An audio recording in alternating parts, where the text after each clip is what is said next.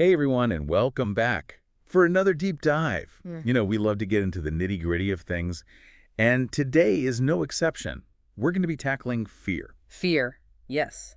That's right. That emotion that can sometimes feel like it's holding us back. It can be a powerful emotion, that's for sure. We're really excited to explore it today and hopefully equip you with some tools to understand and maybe even overcome some of those fears. That's the goal, right? To empower ourselves and live more fulfilling lives. Absolutely. And for this deep dive, we're going to be drawing insights from a motivational podcast script. Interesting. It's called How to Conquer Your Fears and Unlock Your Potential. And let me tell you, it's packed with actionable strategies. I'm intrigued already. Me too.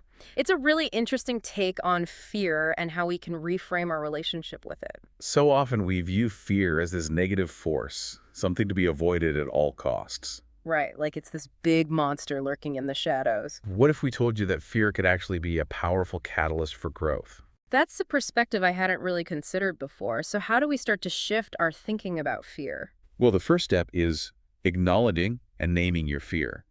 It's like shining a light on something that's been lurking in the shadows. Instead of trying to suppress or ignore it, you bring it out into the open where you can start to examine it. Okay, that makes sense. It's like when I first started doing public speaking, I was absolutely terrified. My heart would race, my palms would sweat, and I was convinced I would freeze up in front of everyone. Sounds familiar. But once I admitted to myself, okay, I'm scared of this, it was like a weight lifted off my shoulders. Exactly. Naming your fear takes away its power. It's no longer this vague, ominous threat. It becomes something you can understand and address, and that leads us to the next crucial step, understanding the root cause of your fear. So it's kind of like detective work, right? We need to dig deep and figure out where this fear originated. Precisely. Think of it this way. The brain has a remarkable way of protecting us from perceived threats. If you've had a negative experience in the past, your brain might create a fear response to prevent you from repeating that experience. Like the script's example of someone being afraid of public speaking because of a past embarrassing experience, one bad experience, and your brain might create a fear that prevents you from ever trying again. It's a survival mechanism, but sometimes it can hold us back. The key is to recognize that fear is often based on past conditioning rather than present reality. So we've acknowledged our fear, we've explored its roots. What's the next step in this whole reframing this fear thing? Well, instead of seeing fear as an enemy, we can learn to reframe it as a compass guiding us towards growth. Fear often points us towards areas where we have the potential to grow and expand beyond our comfort zones. I love that analogy. Instead of running away from fear, we can use it as a guide to discover new possibilities. Exactly.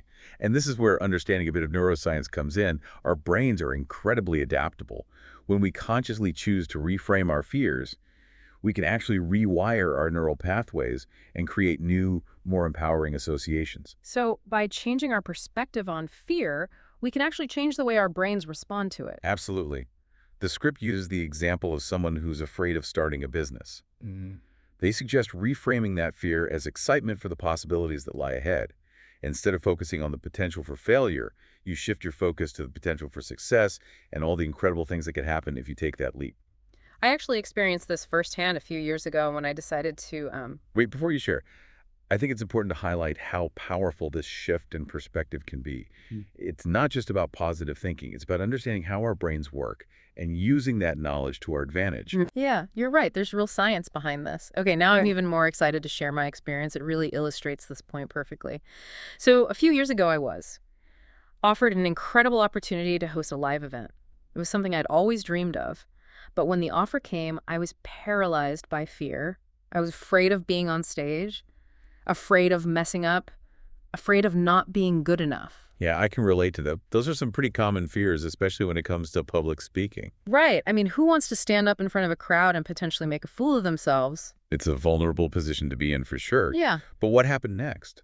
Did you let the fear stop you? Well, I almost did. I was really close to turning down the offer, but then I remembered what we were talking about earlier, reframing.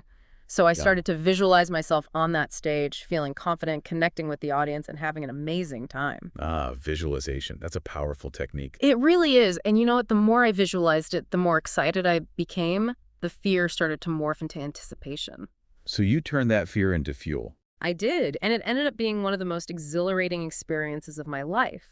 I was still nervous, of course, but that nervous energy transformed into a positive force that fueled my performance.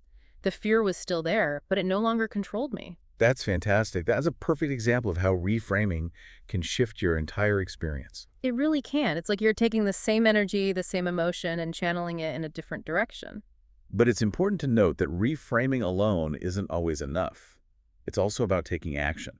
Right. You can't just think your way out of fear. You have to actually do something about it. Exactly. And the script emphasizes the power of taking small, courageous steps. It doesn't have to be a grand, sweeping gesture. Even tiny actions can chip away at fear's grip. Like practicing public speaking in front of a mirror, as the script suggests, or breaking down a big goal into smaller, more manageable steps. It's about building momentum and proving to yourself that you can handle it. And each small step builds confidence. You start to see that the fear was perhaps exaggerated, that you're more capable than you thought. Okay, so we've acknowledged our fear, explored its roots, reframed it, and taken action. What other tools can we use to navigate this whole fear landscape? Well, the script also mentions the power of visualization. It's a technique that's often used by athletes, performers, and anyone who wants to improve their performance under pressure.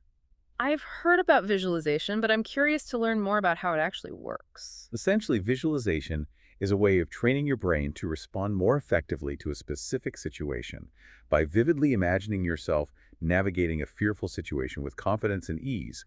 You're essentially creating a mental blueprint for success. So if you're afraid of public speaking, you could visualize yourself delivering a captivating presentation, engaging the audience, and feeling proud of your performance. Exactly. And the more you rehearse that scenario in your mind, the more prepared you'll feel when you're actually in that situation. Yeah. Your brain will have already experienced it, so it won't be as overwhelming. Oh, that's interesting. So it's like giving your brain a sneak peek of what to expect, so it's not caught off guard when the real deal happens. Precisely.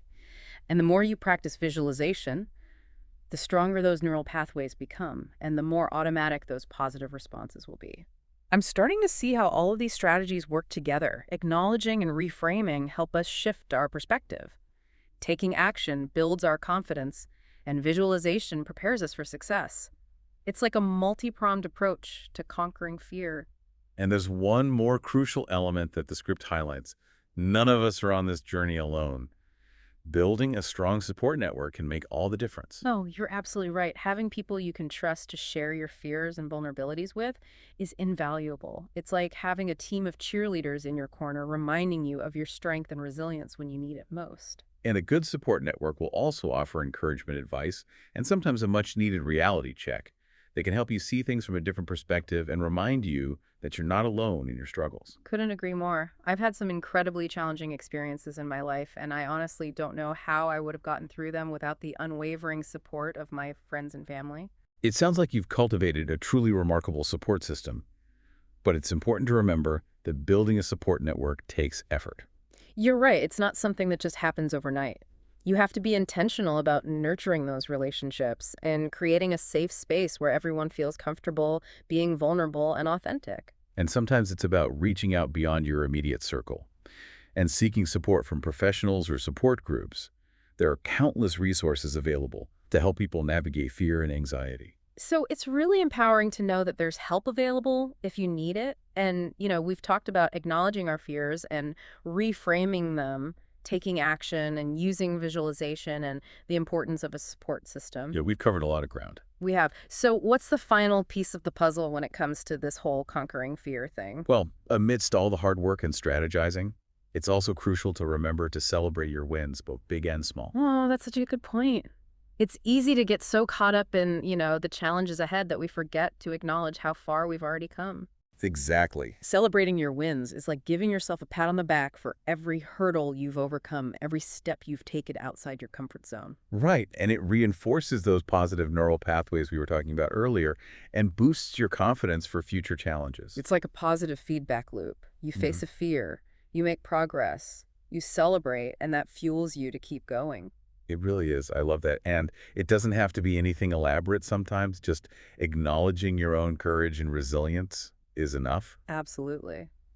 Sometimes the simplest gestures are the most powerful. This reminds me of a time when I was working on this really challenging project and I was constantly doubting myself, feeling overwhelmed and ready to give up.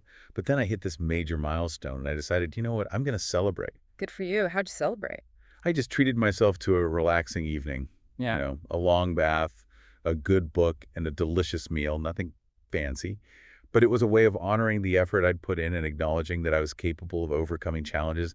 And you know what? It totally worked. It gave me the motivation to keep pushing forward. There you go. Yeah. It's those small acts of self-care and celebration that can make a huge difference in our overall well-being and resilience. Huge. Yeah, absolutely. So we've covered so much ground today, from acknowledging our fears to understanding their roots, reframing them, taking action, visualizing success, building a support network, and celebrating our wins. It's like we've equipped ourselves with this whole arsenal of tools to navigate the often turbulent waters of fear. If we step back and consider what we've learned from this deep dive into how to conquer your fears and unlock your potential, it's clear that fear doesn't have to control our lives. It's a natural part of the human experience, but we have the power to understand it, manage it, and even harness it for growth. Absolutely. It's so inspiring. So, to our listeners out there, we'll leave you with this thought provoking question from the source material. What's one fear you're ready to conquer today? Take a moment to reflect on what's been holding you back. What step can you take, no matter how small, to move closer to the life you envision for yourself? Remember, conquering fear isn't about becoming fearless, it's about developing the courage to move forward despite it. And as you embark on this journey, remember to celebrate every victory along the way. We'd love to hear about your experiences. Share your thoughts, your challenges, and your triumphs with us online. Let's create a community of support and encouragement as we all journey together on the path to conquering our fears and unlocking our true potential. You've been listening to The Deep Dive. Until next time, keep exploring, keep growing, and keep diving deep.